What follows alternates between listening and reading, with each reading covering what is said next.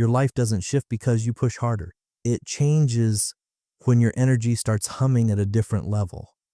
You've been told to manifest harder, to focus, to visualize the life you want until it magically appears. But here's what no one ever said clearly.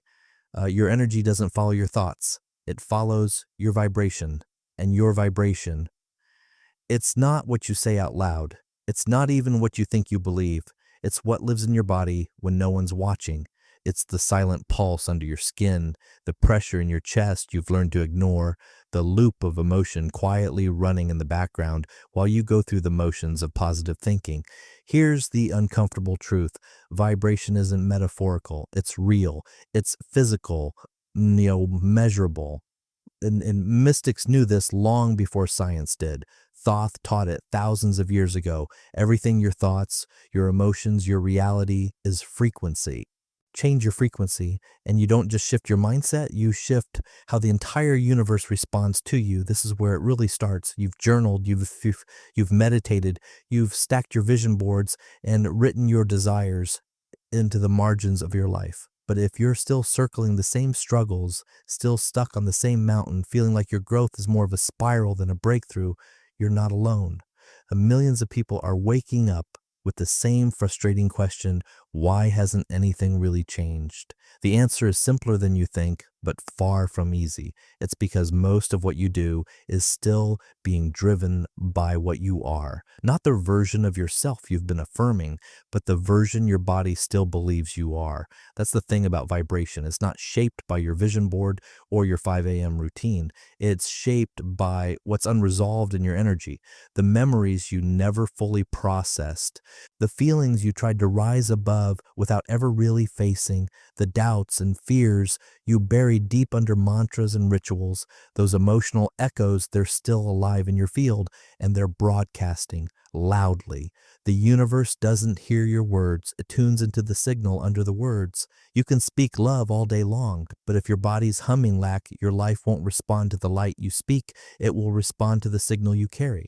Energy doesn't obey your intentions. It obeys your coherence, the way your breath, your emotion, and your nervous system sync up in a language far more ancient than thought. That's what shapes your field. And if your field is scrambled, distorted by unprocessed emotion, by fear you haven't named, then it doesn't matter how often you chant or script or visualize, your frequency is still jamming the signal. This is why effort alone doesn't cut it, because effort that comes from misalignment only deepens the gap. You're asking for love while vibrating mistrust. You're chasing abundance while embodying fear. You're saying, I'm ready, but your energy says, I don't feel safe yet. That's why nothing sticks. That's why life feels like it's almost working, almost flowing, but never quite opening fully. You can't override vibration with logic. You can't will yourself into coherence. You can't think your way into alignment, because alignment isn't mental. It's vibrational. It's emotional. It's embodied. Most people miss this. They think they've done the work because they understand the concepts. But the shift doesn't come from clarity. It comes from honesty, from feeling what your energy is actually doing when you stop trying to perform healing. So much of what we call spiritual practice is just beautifully disguised avoidance. We chant to rise, but we're afraid to sink. We affirm to replace, not to feel. We meditate to escape, not to meet what's there. The intention is sincere. The effort is real, but the method keeps us on the surface, polishing what we show the world while the deeper frequency remains untouched. But real transformation, it doesn't happen at the surface. It begins where vibration is born, in your body, in your breath, in your emotional center. That's where the signal lives. That's where it must shift. This isn't informational work. It's vibrational. There's nothing to memorize here. There's no right thing to say. There's just one thing that matters. Feel honestly, breathe intentionally, speak with truth. That's when the field starts to change. That's when life begins to organize itself around the frequency you were trying to think into place. But this is the part most people avoid because it's not always pretty. This work isn't glamorous. It's not about instant downloads or spiritual applause. It's raw. It's messy. It's quiet. It's the moment you stop trying to override your pain and finally sit with it. And that's where things start to move, because what you feel fully, you transform. What you suppress, you extend, and what you avoid feeling will keep shaping your frequency in the background. There's a reason you can do all the right things, meditate, journal, say your affirmations, and still feel stuck. It's not because you're broken. It's not even because you're blocked in the way you think. It's because something deeper, something invisible is broadcasting beneath the surface. It's not coming from outside. It's coming from your own energy field. This is the sabotage no one sees. It doesn't scream. It whispers. It lives in the gap between what you say and what you actually feel when you're alone. You say, I am light, but your chest tightens when you enter a room. You affirm abundance, but your stomach knots when you check your bank balance. You repeat, I am love, yet flinch when someone gets too close. That's not failure. That's fragmentation. And fragmentation is the enemy of vibration. When your emotions and your words live in different rooms, your signal fractures. You end up broadcasting two frequencies, one hopeful, one fearful, and the universe, it doesn't tune into the louder one, it tunes into the clearer one. It always tunes into the coherent signal. That's the subtle sabotage so many never catch. They try to manifest from the mind while bypassing the nervous system, but vibration isn't about vocabulary, it's about truth. You could smile and whisper, I'm fine, but if your body is holding grief, your field speaks grief, and the field doesn't lie. Most of the time, we don't even realize we're lying to ourselves. We've been trained so deeply to suppress feeling, we no longer feel what we're actually feeling. We tell ourselves, I'm grateful, while vibrating guilt. We chant, I'm healing, while suppressing shame. And it's not because we're doing it wrong. It's because no one ever taught us how to feel honestly, energetically. We've only been taught to think differently, not to feel differently. But the real shift, it doesn't happen when you change your thoughts. It happens when you change the state that creates those thoughts. You can train your mind to say anything, but your body, your field, your vibration, they can't fake alignment. They carry the truth, not the curated version, not the spiritual persona, but the raw, unfiltered emotional signature of where you actually are. And that's what shapes your results. That's what shapes your life. So the work isn't about adding more light. It's about clearing the distortion, not fighting the darkness, but finally feeling it. Because what you feel, you free. What you avoid feeling stays locked in your field. This is why most seekers hover on the edge of breakthrough without crossing it, because the real work isn't glamorous. It doesn't come with gold stars or perfect aesthetics. It's not loud. It's quiet, messy, honest. It looks like crying alone, like breathing through shame, like finally letting yourself feel what you've been avoiding for years. And that's where the shift happens. That's where your vibration realigns. It doesn't happen when you chant louder or visualize harder. It happens when you sit still and feel what's actually there. Because once you do, the static clears, the signal sharpens, and life begins to respond. You're no longer fighting your energy. You're finally listening to it.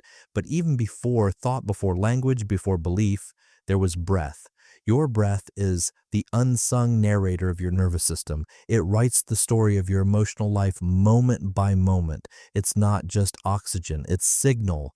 And if your intentions don't match your results, look at how you breathe when you're not performing, because your breath doesn't lie. Shallow breath means fear. Held breath means control. Chaotic breath means you're stuck in survival. And when your breath and emotion are disconnected, your field is too. But when you bring them together, when breath and feeling sync into one coherent rhythm, that's when your entire energetic field begins to harmonize. That's when your body becomes a vessel, not for memory, but for power.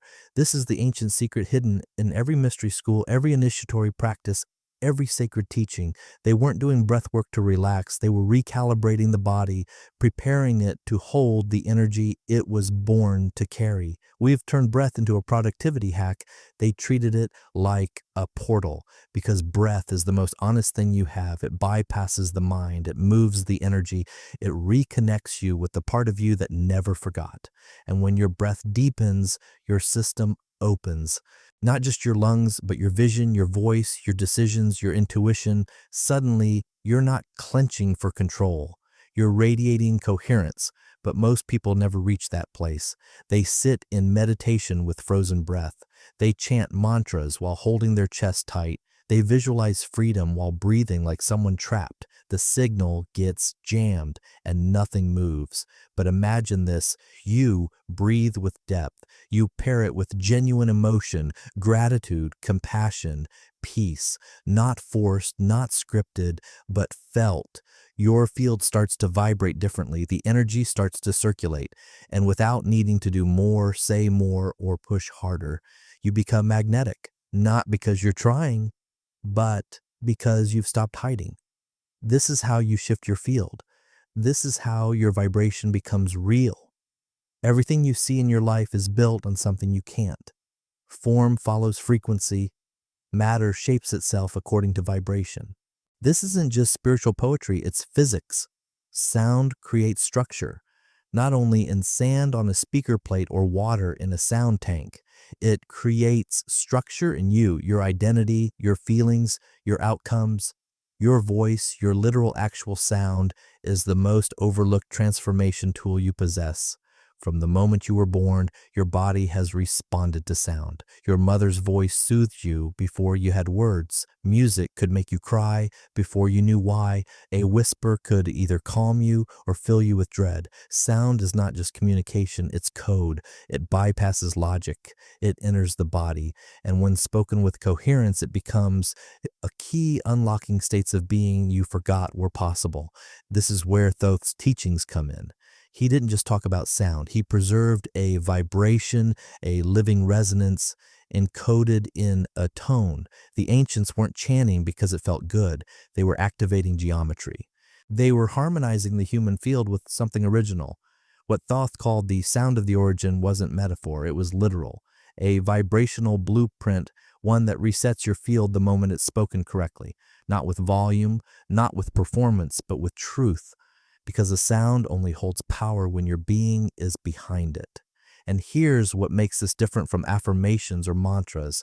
This vibrational sequence isn't about repetition, it's about resonance. You don't have to chant it for hours. You just have to be fully present when you speak it, because if your sound doesn't match your state, the field doesn't respond. But if it does, if your voice carries your emotion, your presence, your coherence, it becomes a tuning fork, not just for your body, but for your entire reality. Suddenly, things begin to shift, not because you're finally good enough, but because you're finally aligned. Reality stops resisting, it starts mirroring.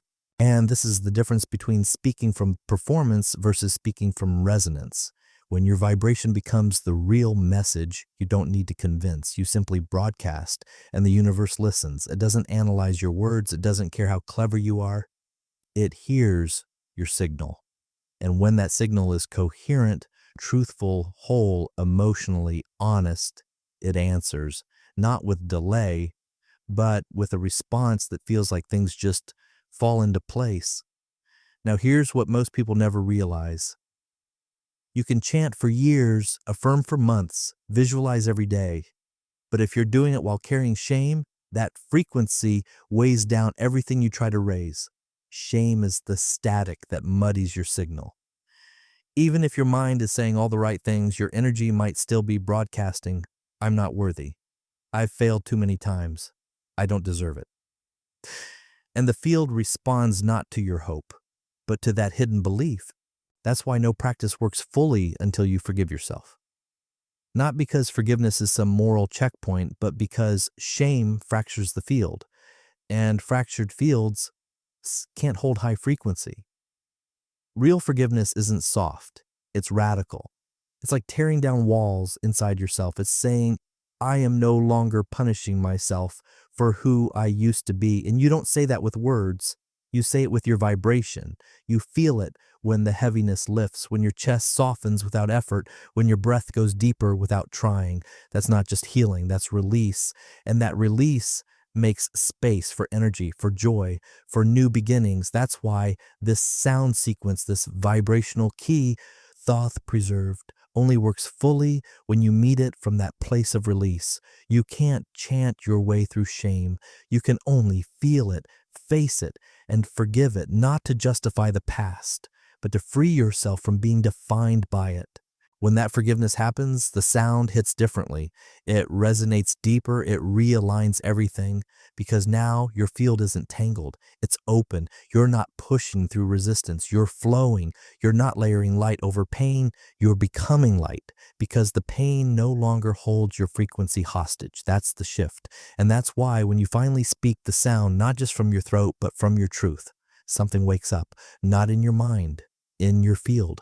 Energy rises, your body tingles, the air around you feels different. And it's not because something new entered, it's because something false finally left. Your vibration doesn't just rise, it returns to what it always was before the fear, before the pretending, before the static. That's why the sound is sacred. It can't be printed, it has to be felt, heard, not just with your ears, but with your cells. And when you say it not as performance, but as remembrance, it activates a current of energy that can't be taught, only experienced. You may cry, you may laugh, you may feel nothing but calm. Whatever it is, trust it. That's the real field reorganizing. You're not adding anything to yourself. You're stripping away what you're not so that what you've always been can finally emerge. This isn't about mastering some spiritual technique. It's about finally aligning with the truth of your vibration. Because when that truth becomes your frequency, everything changes. Not because you asked, but because you finally become the vibration itself.